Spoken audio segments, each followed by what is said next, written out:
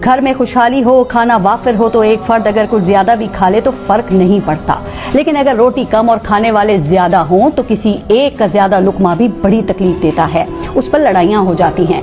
यही हाल हमारे मुल्क का भी है कि यहाँ वसाइल कम और मसाइल के कोहे हिमालय बनते जा रहे हैं। ऐसे में घर के बड़ों को वसाइल की तकसीम में इंतहाई इंसाफ और कुर्बानी देने की जरूरत है, लेकिन यहाँ उसके ऐन उलट हो रहा है।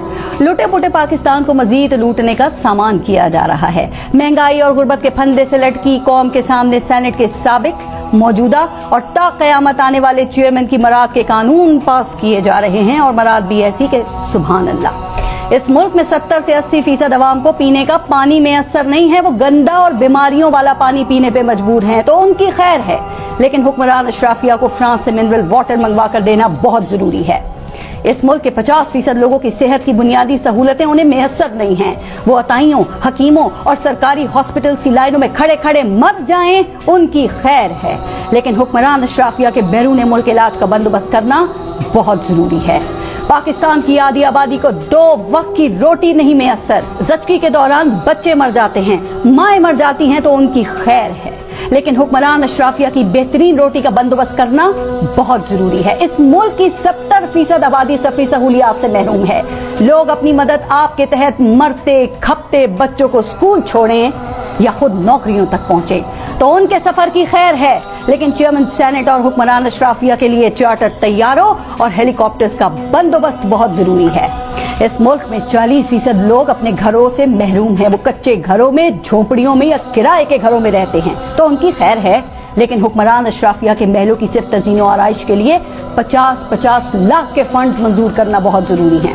जिस मुल्क में 5 साल की उम्र को पहुंचने वाले 25% बच्चे स्कूलों से बाहर और चाइल्ड लेबर पे मजबूर हों, माँ बाप के काम काज में साथ देने पे मजबूर हों, उन बच्चों की खैर है, लेकिन हुक्मरान अशराफिया के बच्चों की मुल्क से बाहर दुनिया की बेहतरीन यूनिवर्सिटीज में तालीम का बंदोबस्त बहुत जरूरी है।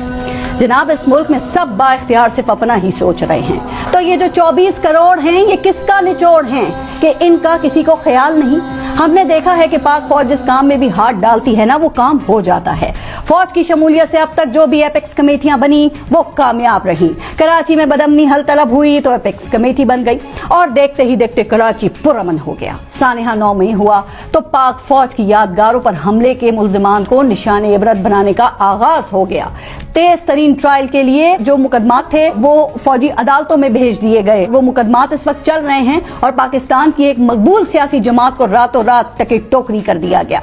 हुकूमत ने इसी हफ्ते सरमायाकारी के लिए एक फोरम की बुनियाद रखी। इसमें पाक फौज का दस्ते शफकत भी है और अमल दरामद के लिए एपेक्स कमेटी भी बना दी गई है। तो सर, इस वक्त मुल्क के आम आदमी के मसाइल रियासती इदारों के दस्ते शफकत के मुंतजिर हैं। महंगाई, बेरोजगारी और गुर्बत आम आदमी के मसाइल हैं, तो इस मुल्क का आम आदमी आपसे सवाल कर रहा है कि इसके मसाइल के हल के लिए कोई एपेक्स कमेटी कब बनेगी।